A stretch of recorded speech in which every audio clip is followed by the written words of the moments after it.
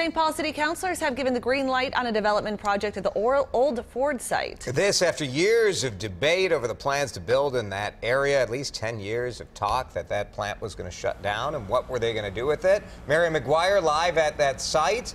Looks like it's on the way, Mary. That's right, Jason. The site that we're talking about is right behind this fence here, and it doesn't look like much right now. I'm taking a peek through this tarp, and there's just a big pile of dirt there, but that will change very soon. Over the past decade, a lot of things have been proposed for this site, including that new Amazon headquarters that a lot of people are talking about. But last night, we got a clearer picture of what the future may hold. Now, the city of St. Paul was tasked with establishing a master plan vision for the site to serve as a framework for future proposed development. Last night they voted 5-2 to approve a plan that would rezone the site to include a variety of areas for multifamily residences, shops, retail and public parks, trails and open spaces. Some of that residential development would also have to meet affordable housing guidelines. This debate has divided some communities over the years, with some insisting the development is essential for the future of the city. Still, some residents have serious concerns about the traffic it would bring to the already congested area.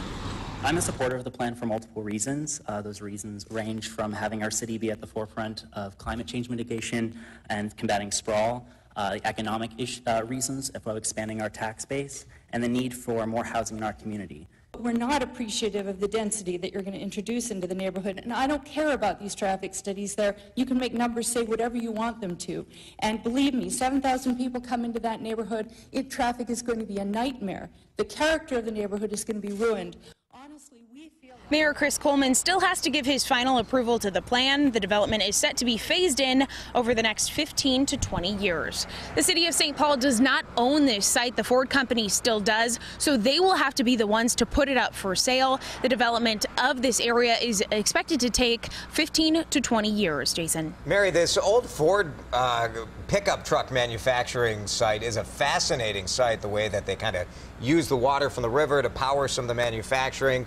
It makes the site, though, really kind of crazy as far as possible contamination. What's the plan for that?